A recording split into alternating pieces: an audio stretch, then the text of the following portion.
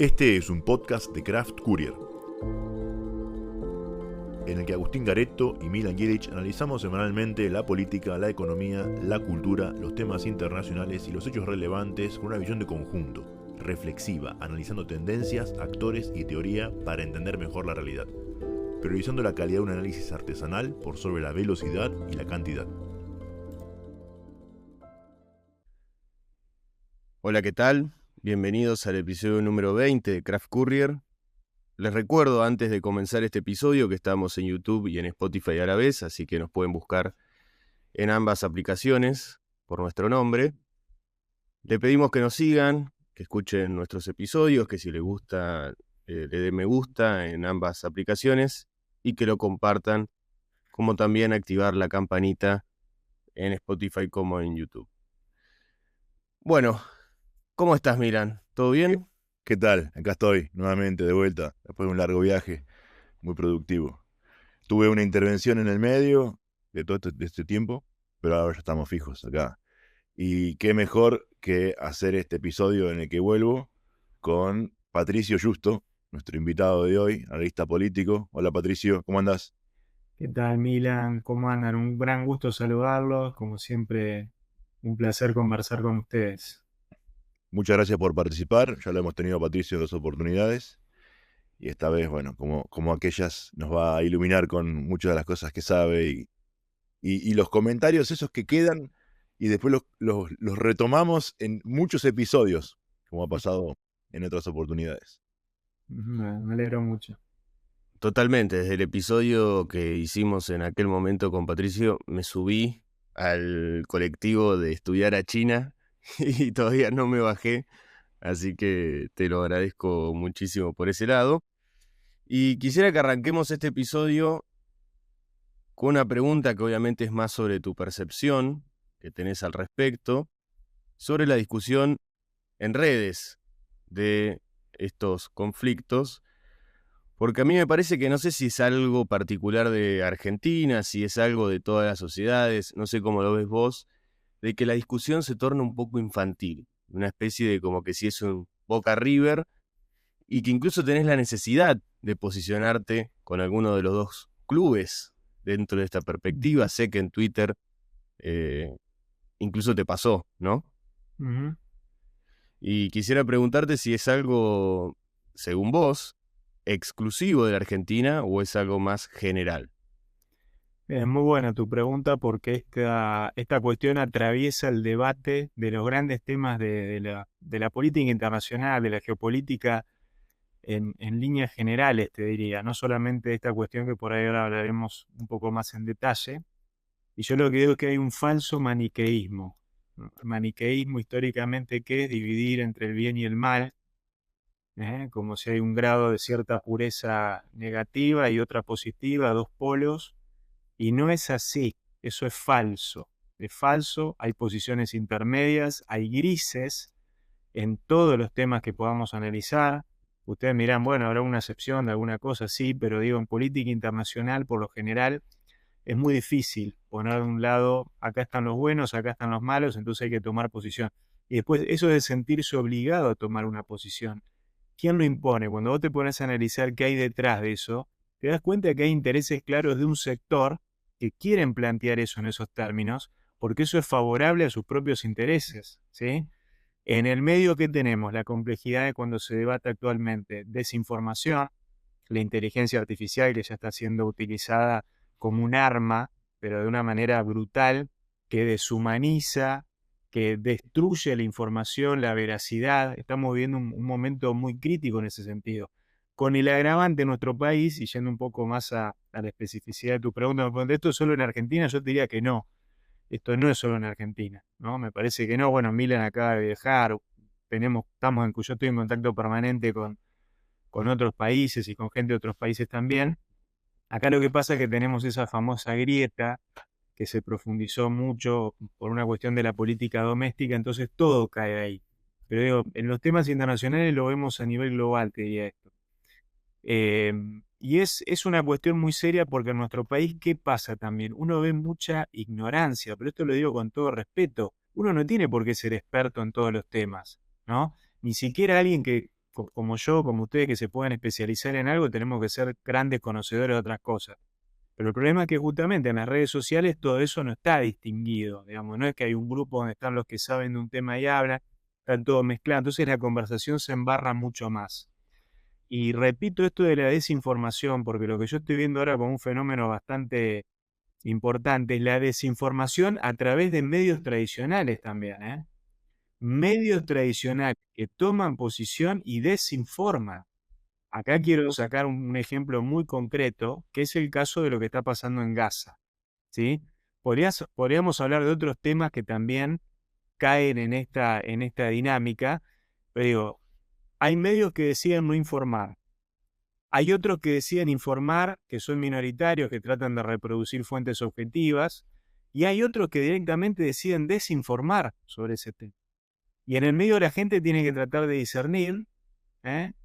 Y esto complica muchísimo el debate. Yo te diría que eso está hoy marcando todo, lo que pasa con Irán, lo que pasa con China, todo. Cualquier tema que consideremos cae lamentablemente en esta realidad que estamos viviendo tan complicada. Hoy es muy difícil informarse en los medios tradicionales respecto al conflicto de Israel e Irán. De hecho, ahora el único medio que se me viene a la cabeza es Al Jazeera, pero no es un medio popular en la Argentina respecto a lo que sucede en Irán, ¿no? Acordate, Agustín, cuando arrancó el conflicto en Gaza, que comentábamos aquí en este podcast las imágenes de la BBC. Casi el único medio que había mostrado con crueldad total el antes y el después. Un día antes y un día después de los bombardeos, que era edificios, edificios religiosos, canchas de escuelas, canchas deportivas, y al día siguiente todo barrido. No quedó nada. Y era el único que lo mostraba, increíblemente. Pero perdón, volviendo a lo que vos, está muy bien esto que decís y coincido que esto es lamentablemente lo que está pasando y la cantidad de periodistas que murieron. Otro tema que los mismos medios debieran solidarizarse y decir, es muy grave porque están muriendo periodistas también en Gaza, colegas nuestros, ¿sí? Eso realmente es muy serio. Pero lo que vos preguntabas, ahí también hay una dificultad. No siempre se puede estar en todos lados con una cámara filmando y dando cuenta de lo que está pasando. En un país como Irán, imagínate que esto no es para nada sencillo. Pero fíjate qué interesante lo que pasó en Tel Aviv, ¿eh? El principal centro, la principal ciudad atacada por los misiles de Irán. Nos tenemos que enterar por Trump. Mucha gente se entera que le hace un comentario diciendo la verdad. Lo hicimos también de la manera brutal y poco convencional con la que él se expresa, por supuesto, como ustedes saben. La verdad que le hicimos también un favor a Israel porque la estaban pasando mal con los misiles balísticos en Tel Aviv. Volaron un montón de edificios y desaparecieron.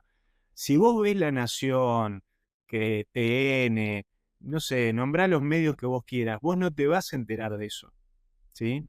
De lo que está. Y no es para celebrar lo que pasó en Tel Aviv, ¿eh? Es simplemente para decir, che, mirá, este bando le pasó esto, este le pasó el otro, acá murió tanta gente, acá volaron tantos edificios, tantas escuelas, lo que sea, ¿no? Entonces, es increíble, pero vos me decías Al Jazeera. Al Jazeera cualquiera que se mete entra al Jazeera. No es que el medio no existe y que uno no tiene acceso como en algunos países donde hay censura, ¿no? Afortunadamente hoy está ahí un canal. Si vos tenés, no sé, Cablevisión, está Al Jazeera, podés verlo en vivo también. Entonces, es una cuestión de la gente también que se vuelve cada vez más ignorante y más acotada en sus capacidades también de ir a buscar esa información. Y más te diría, no sé, perezosa. La gente dice, el tuit de tal lo dijo Malatón. Malatón dijo tal cosa, ya está, pasó esto, es así. Bueno, si te quedas con eso, listo, es tu problema. Pero es mucha la gente que se guía por lo que dicen ciertos líderes de opinión que o tienen información parcial o desinforman, o digamos, por lo menos complementar con otro, ¿no? Otra de las cuestiones que incluso hemos tratado en aquel momento cuando Irán lanzó misiles al Estado de Israel el año pasado, es que tanto en Israel como en Irán la guerra se utiliza como objeto de unidad nacional frente a una imagen negativa que tiene tanto el régimen iraní como el gobierno de Netanyahu. ¿Qué opinión tenés al respecto, Patricio, sobre esto? Mira, este es un fenómeno histórico, ¿no? ¿Cuántas guerras podríamos mencionar que fueron utilizadas? Pensemos en el caso de Malvinas, ¿no? El caso argentino, pero muchos dicen obviamente lo conocemos más de nuestro lado por lo que fue la dictadura que estaba en decadencia en ese momento de Galtieri. Había tenido una manifestación masiva en la plaza unos días antes del 2 de abril y después hubo otra de apoyo que fueron prácticamente, se cree que más o menos las mismas personas o la misma cantidad de gente, y muchos de los que fueron a esa marcha también fueron a apoyar a Galtieri después del 2 de abril. Pero Margaret Thatcher estaba en una crisis económica fuertísima y política, amenazándola con removerla con un voto de censura, y usó también la guerra, y obviamente al haberla ganado, también eso le sirvió para reafirmar su popularidad en un momento muy incierto de ella, de futuro político. Lo de Irán, lo de Israel es lo mismo. Netanyahu estaba a horas. El domingo anterior iba a haber un voto en la Knesset, que es el parlamento. Está bien, esto es historia contrafáctica, ahora no sabemos si eso hubiese pasado, pero estaba todo dado para que lo destituya, ¿sí? Y las causas de corrupción venían avanzando, él prácticamente todas las semanas tenía que declararlo, así en gran parte a través de sus abogados, pero varios miembros de su gabinete también. Entonces, una situación política y judicial acuciante, él lo usa. Esto claramente es un timing de Netanyahu, no de Estados Unidos. Ahora Estados Unidos pretende plantear esto como que nosotros tuvimos la iniciativa. Desde el día 1 hasta el final, la iniciativa la tuvo Benjamín Netanyahu y el mundo estuvo en las manos, al borde de entrar a la Tercera Guerra Mundial, por Benjamín Netanyahu. ¿Qué hicieron los iraníes? Obviamente me ataca mi enemigo por excelencia. Nos defendemos y planteamos que esto es una gesta heroica, por más que nos bombardearon 3 sitios estratégicos de desarrollo nuclear, nos destrozaron gran parte de Teherán, fue una humillación realmente cómo fue atacado, con la facilidad que fue penetrado y atacado Irán, pero ahora están diciendo que la guerra termina porque Irán estaba muy golpeado y un poco, bueno, se suben a increíble, ¿no? Se suben a lo que dice el propio Trump. Entonces el uso del discurso y de la narrativa de los acontecimientos según me convenga. Así que esto es un tema, es una constante en la historia, ¿no? La guerra, el uso tanto por parte de los ganadores o de los perdedores. Acá igual es difícil decir con claridad si un bando ganó. Occidente que está planteando que acá hubo una victoria contundente de Israel y de su gran aliado Estados Unidos, pero el tiempo dirá si esto es así. Vamos a ver cómo sigue todo después de esta frágil tregua. Yo lo definiría así, lo que tenemos ahora, un frágil cese al fuego. ¿Sí? Una pregunta.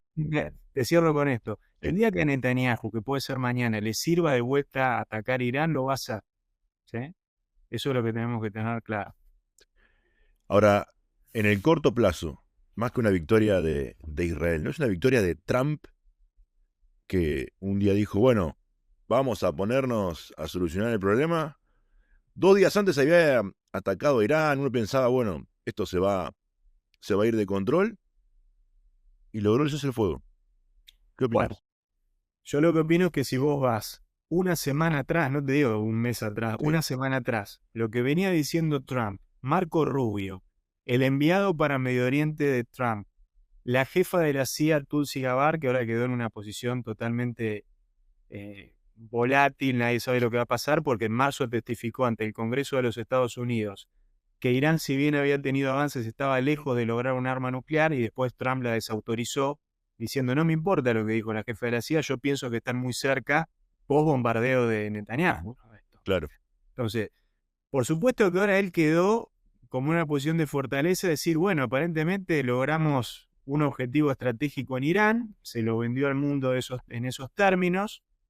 Ojo con lo que dijo Rossi, el jefe de la Organización de Energía Atómica, perdimos el rastro de unas 600 toneladas de uranio enriquecido, que aparentemente Irán las movió a tiempo. Entonces, hoy por hoy es así, le tendieron la alfombra roja en la cumbre de la OTAN, lo recibieron, le dijo Daddy, le dijo una cosa totalmente pusilánime, humillante, la posición que tuvo el jefe de la OTAN y varios de sus principales miembros, recibiéndolo como nada, como si fuera un padre, ¿no?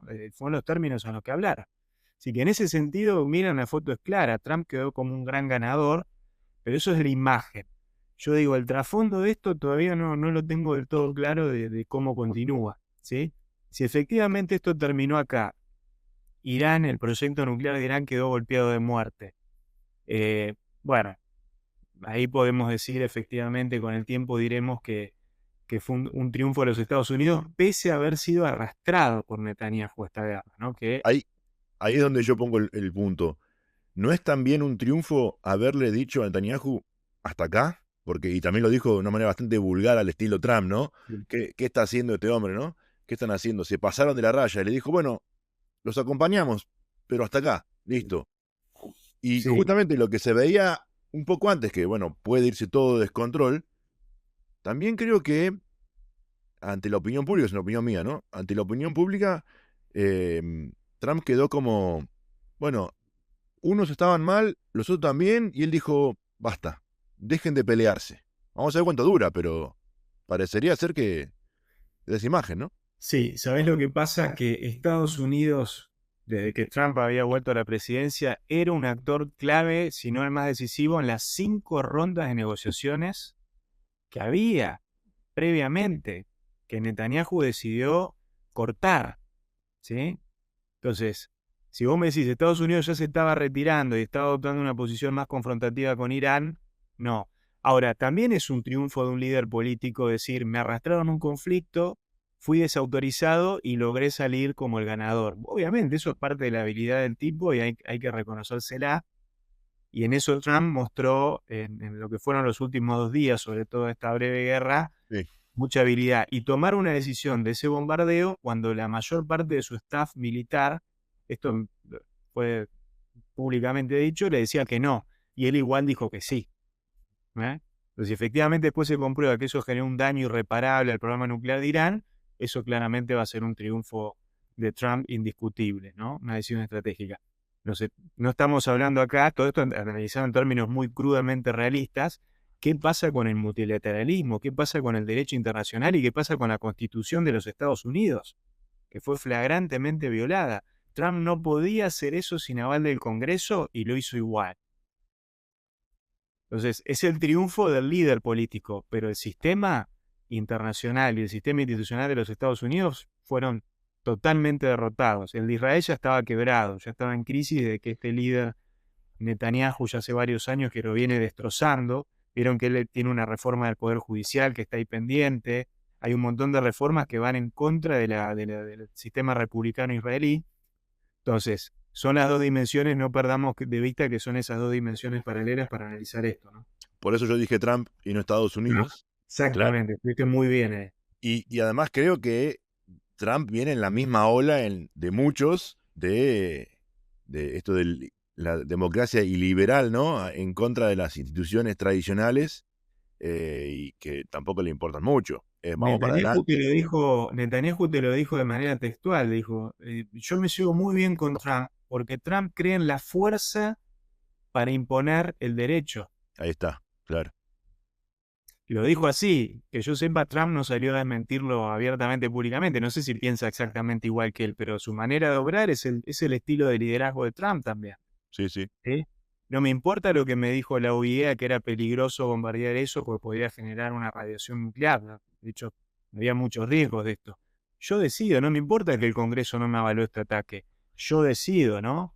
Entonces estamos en ese tipo de liderazgo, podríamos meter a Putin, es el mismo esquema, digamos, estamos en la misma línea, y a otros líderes también.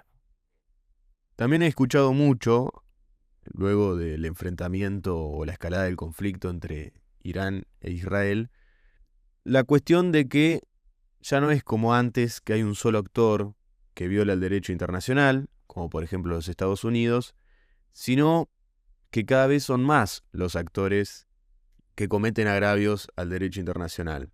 Israel, Irán, también uno puede decir Rusia. Quisiera saber cuál es tu visión, si la compartís o no. Mira, estamos avanzando a pasos agigantados, te diría, hacia un orden, entre comillas, más de tipo caótico, donde libre pensadores tienen más libertades de actuar. Si vos me decís, hace 20 años Israel podía hacer lo que hizo, igualmente con la alianza con Estados Unidos como tiene ahora, digamos, de la misma forma, Eso la verdad que no es lo decisivo acá.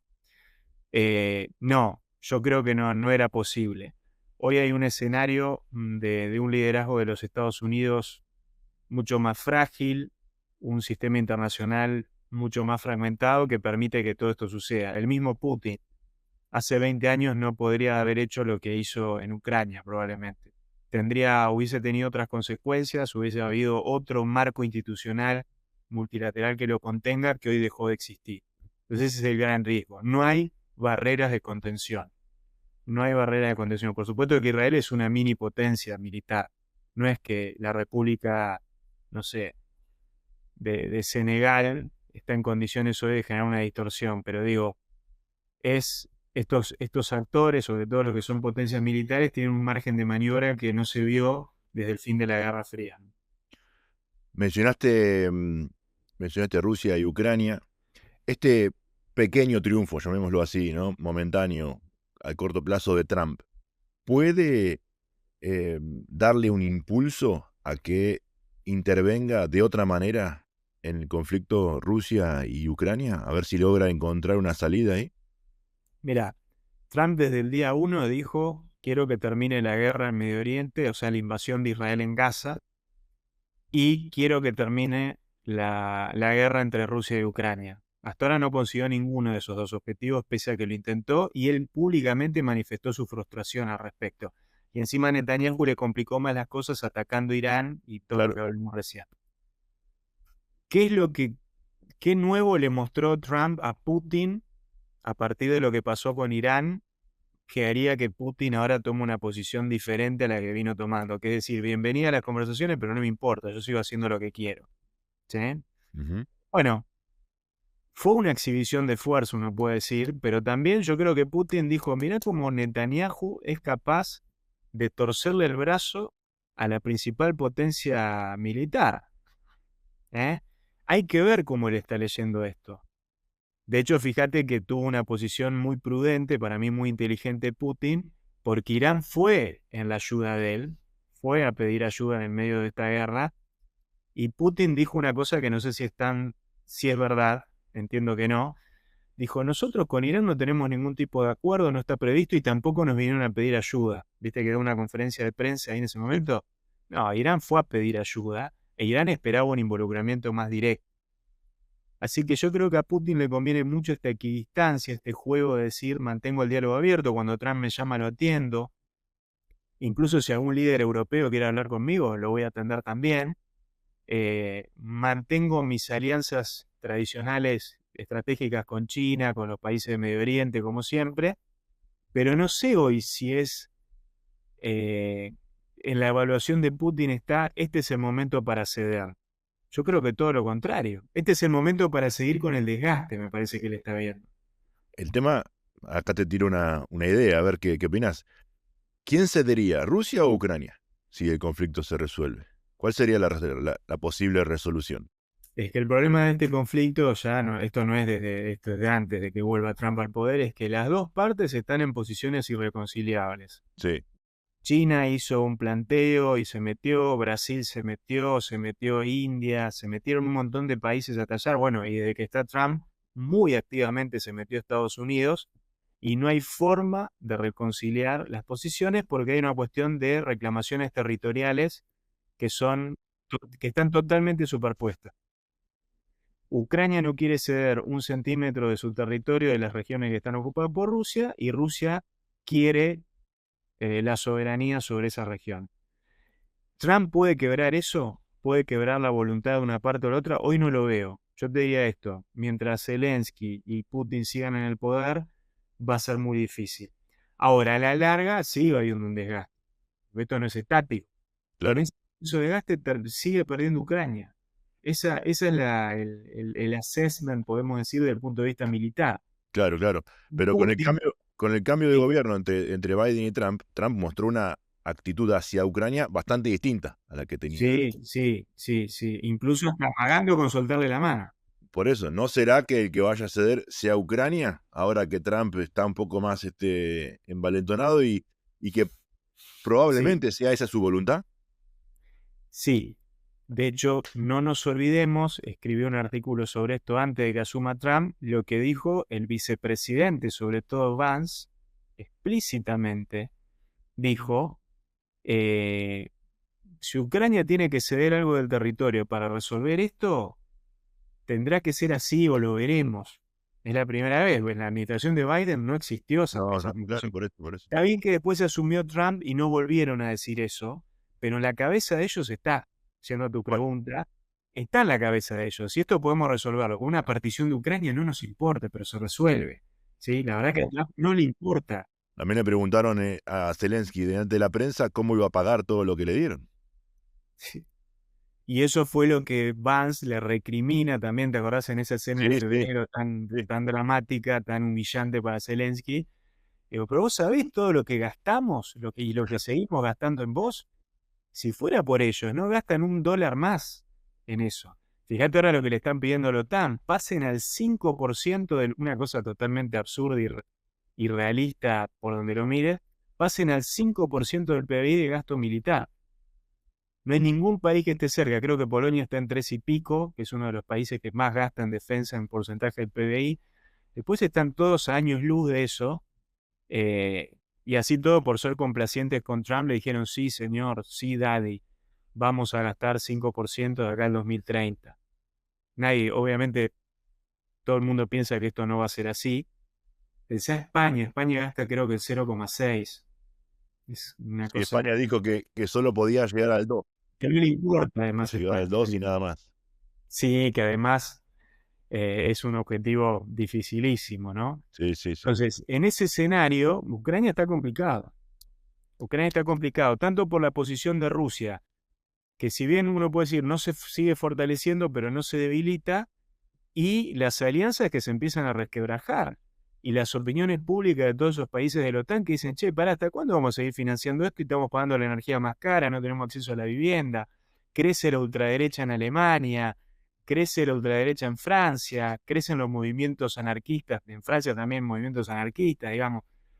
Esa es la situación, por eso un Zelensky está en una situación que cada día que pasa, más complicado. A la par de que quieren llegar a los objetivos energéticos para el 2050, que van a gastar un montón de dinero en eso, ¿cómo van a hacer para, si gastan en una cosa, no pueden gastar en la otra? Todos juntos no pueden. Por supuesto, ese es el otro problema que tienen, donde también hay una falta de realismo. Son escenarios que se definieron, Milan, en un momento donde había otro escenario por ahí internacional, cuando se definieron eso, cuando los burócratas definieron toda esa planificación, que hoy todo el mundo dice, che, ¿cómo vamos a cumplir esto? Claro. No dan los números, no da la paciencia de la población, no dan los tiempos geopolíticos. Esto no se condice con lo que está sucediendo, ¿no? Entonces, es un dilema que de alguna forma van a tener que resolver, probablemente con un replanteo, con un rediseño fuerte de todas esas metas, ¿no? Creo que también, entre comillas, los fracasos de las COPs muestran un poco que Sí. todo eso se está diluyendo, ¿no? Pero no hay que resignarlo eso, porque No, digo, no, la posición, por ejemplo, de nuestro presidente argentino, ahora Javier Milei, que es casi de un negacionismo, te diría, o decir esto no sirve para nada, hay que eliminarlo. Cuando vos eliminás eso, ¿qué queda? claro, claro. Quiere decir que desaparece por completo la cooperación y la ley del más fuerte tiende a regir en eso también. Fíjate que los más fuertes del sistema son también los que más contaminan. Entonces, ¿qué nos queda después? A los chicos que queremos vivir en un ambiente mejor, pensando en el futuro, digamos, es muy importante que eso, por más que sea ineficiente, bueno, hay que rediseñarlo, hay que crear otro foro, hay que hacer otro marco.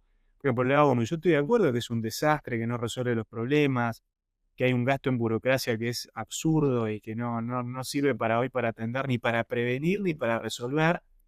Pero digo, no es eliminarlo, es reemplazarlo por algo mejor. Creo que esa es la visión que prima en toda Latinoamérica, independientemente de esta excepción que tenemos ahora con Milei. Sí, sí, sí, totalmente de acuerdo además. Porque es el futuro, ¿no? Como decía Francisco, la casa común, es verdad. Si la destruimos, no tenemos Su después. primera encíclica tuvo que Sí, ver con esto, ¿no? Y por algo era, ¿no? Poca sí, atención le dieron, lamentablemente, en este sentido. sí, sí.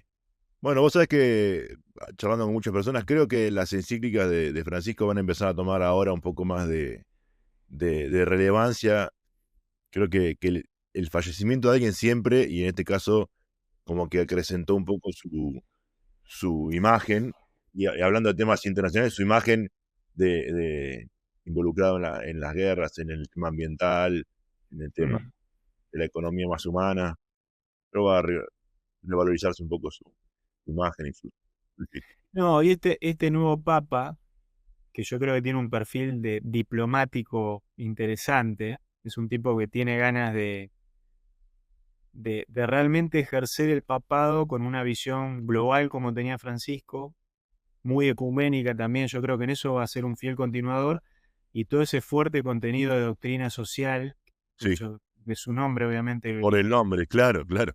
lo elige por León XIII, y eso me parece que es una señal muy fuerte de la visión que él tiene en lo económico, en lo social y en lo político, pero el tema es que es un mundo cada vez más complicado para la diplomacia. Es un mundo donde va a haber menos diplomacia y más imposición por la fuerza. Es el peligro, es el camino que estamos viendo. Todo esto de Israel e Irán es una prueba contundente. Con la facilidad con la que Putin, no sé, invadió un país hace 3 años, todo esto que está pasando ahora, digo, son señales muy fuertes. Bueno, acá hay noticias que claramente están siendo opacadas por todo esto, pero pensemos que Kim Jong-un sigue tirando Sí, misiles en el mar de Japón, sí, en sí. aguas soberanas de Japón, ¿no?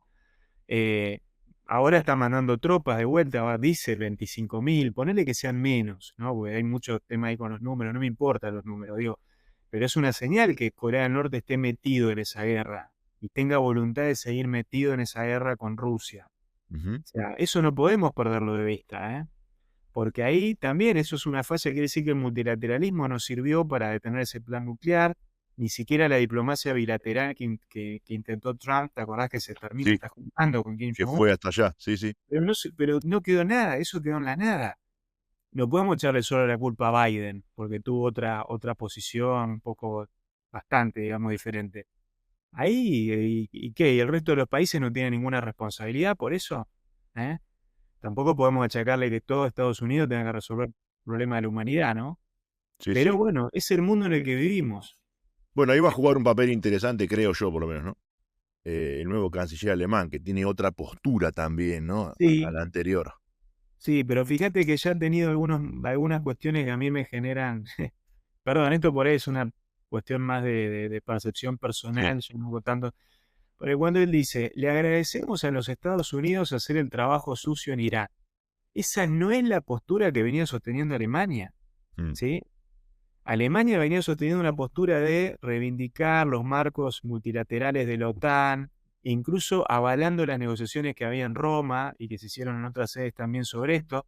¿Y qué quiere decir? Porque ahora el más fuerte del barrio decidió tirar 3 bombas, nosotros también nos ponemos del lado de esa posición. Entonces, también eso me parece que no sé si deja muy bien parado el rol de Alemania, que sigue siendo el país más importante de Europa, ¿no? En Pero términos bueno, de él volumen económico. aumentó el gasto en, Sí, en- en cuestiones militares, con lo cual no lo veo tampoco tan lejos a una... Y sí, AFD lo corre todo el tiempo ahí está. por no seas blando, no seas blando, no seas blando, entonces tiene que mostrarse un poco más. Bien, pero con eso, ¿qué va a lograr? ¿Que en Baviera y en otros lugares donde la FD está creciendo disminuya la FD o viceversa? Porque Es, digo, es una es una incógnita. buena pregunta. Sí, sí. Yo por ahí tu línea es la cierta, es la correcta de decir con todo esto del tipo es un viraje estratégico para mostrarse más duro pero ese electorado él no lo pierde por ser blando con Mm. Irán. Ese electorado lo pierde, él, digo, la alianza, Sí, sí, sí. ¿está? La CDU. Lo pierden por una cuestión de acceso a la vivienda, precio de la energía, desempleo joven, ¿sí? Es lo que pasa en todo ese sector del este de Europa, que es donde creció la AfD fuertemente. Es por eso, no es por ser blando con Irán, Sí, ¿sí? sí. No es por haber sido también condescendiente con los verdes, que es otro sector muy criticado de la alianza anterior. Sí, sí. Bueno, si la lectura es, ese electorado espera más dureza con Irán, me parece que van a chocar con una realidad de que los problemas son más mundanos y los reclamos por los que la ultraderecha crece, cuidado, como pasó también a principios de siglo. Sí, Historia muy cruel y explícita de cómo surge el nacionalsocialismo, ¿eh? sí. No surge por una cuestión internacional, No, surge local. por crisis económica, hundimiento de la economía alemana, humillación, por supuesto, después de la Primera Guerra Mundial, todo eso influye, pero una cuestión económica muy importante, un componente económico importantísimo. Sí, una inflación tremenda, ese famoso cuento de que comprabas Sí. algo y se devaluaba cuando llegabas a la caja costaba 10 veces más. Son las dos grandes hiper, la de Argentina y la de Alemania, de esa época son analizadas, como vos sabés, como las dos grandes hipers Sí, de la sí. historia. Creo que después está la de, me estoy olvidando este país del sur de África que también tuvo una hiper tremenda, no me acuerdo si era Zimbabue ahora, pero digo, está bien, sí, son los casos modélicos. Serbia también tuvo a la salida de la guerra de los Balcanes una hiperinflación tremenda. Pero bueno, país chico. Circuló en su momento una información que realmente no sé si es verídica, de que algunos sectores nacionalistas chinos festejaban la efectividad de las armas en el conflicto entre Pakistán e India porque China suministra de armas a Pakistán. ¿Esto es realmente cierto? ¿Se ve o se vio, mejor dicho, en el conflicto de India y Pakistán una reacción por sectores nacionalistas chinos muy importante, teniendo en cuenta la relación de que, bueno, ahora hay dos potencias que pudieron probar armas, en este caso Estados Unidos contra Irán, y si esto es cierto, en el caso de China para con Pakistán? Mira, si hay una celebración de parte de la diplomacia china, nunca va a ser pública estas cosas. No es el estilo de Donald Trump, ¿no?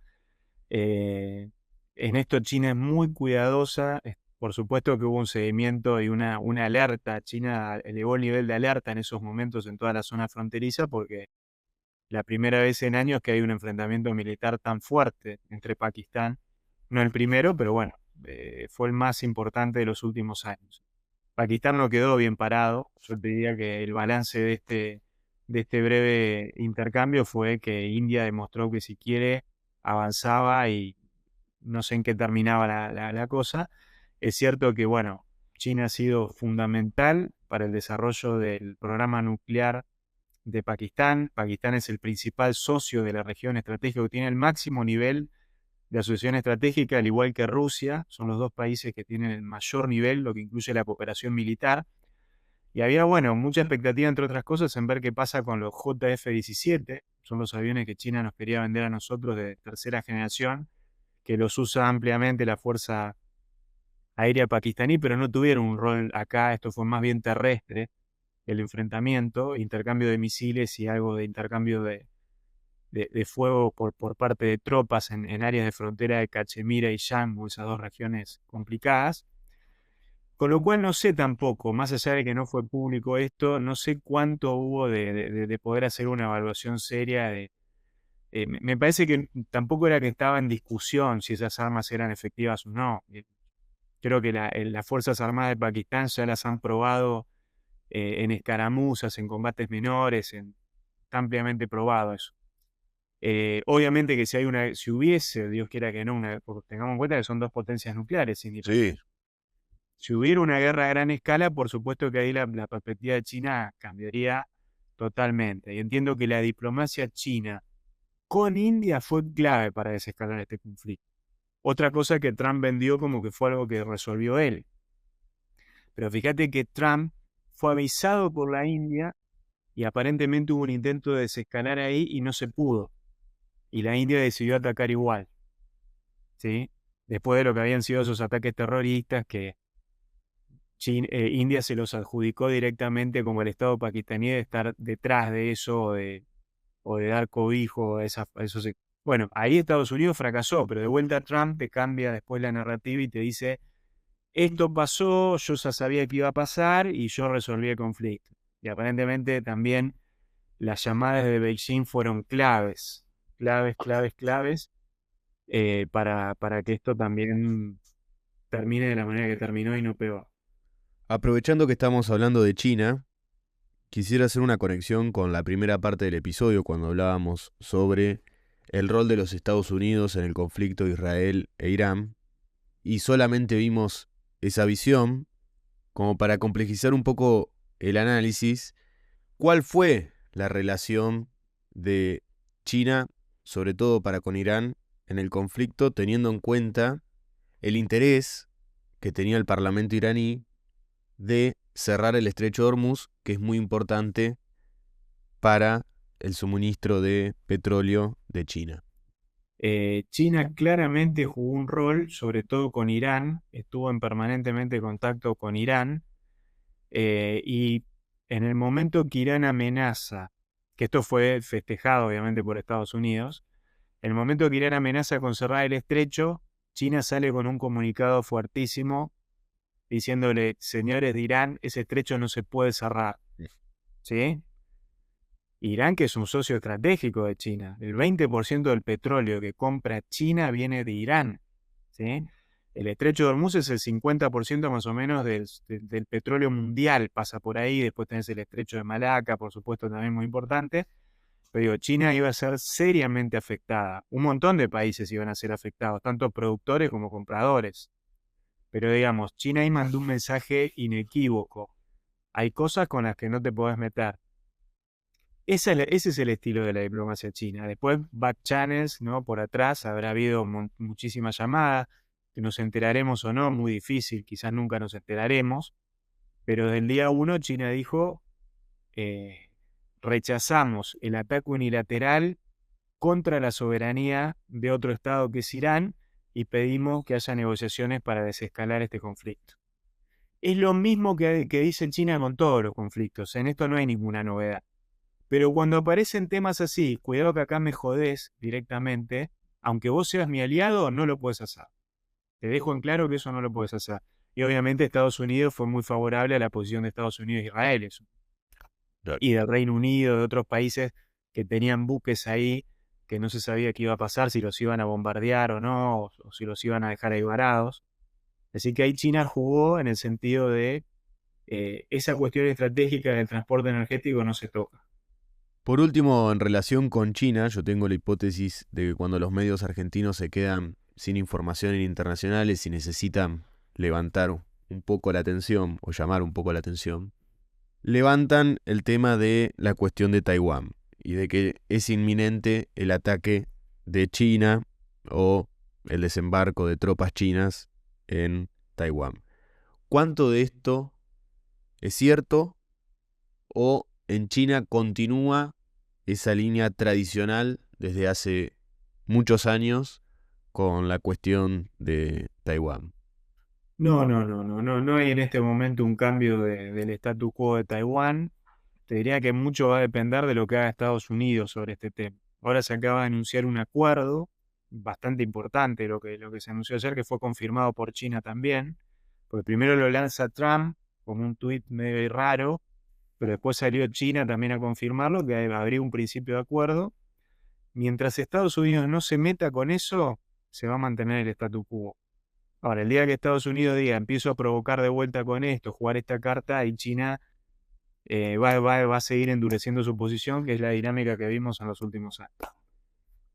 Bueno, Patricio, hemos recorrido todos los temas de los conflictos internacionales más importantes que estamos viviendo, las diferentes posturas. Ha sido un episodio sumamente enriquecedor. Como siempre, con vos aprendemos un montón de cosas. Muchas gracias por haber participado con nosotros este día.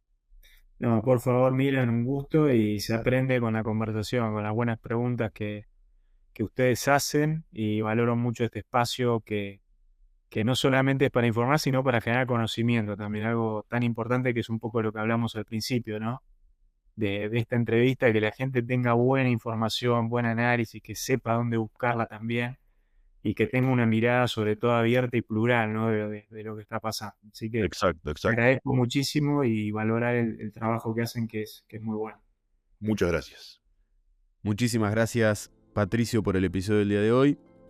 Y nos encontramos la semana que viene nuevamente en Craft Courier. Gracias, buen fin de semana.